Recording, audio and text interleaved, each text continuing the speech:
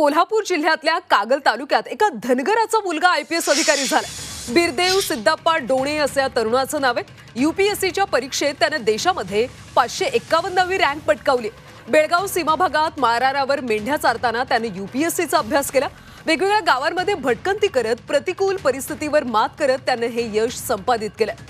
विशेष म्हणजे आपली मातृभाषा मराठीतून शिक्षण घेत एका प्रतिकूल परिस्थितीतून त्याने यशाला गवसणी घातली।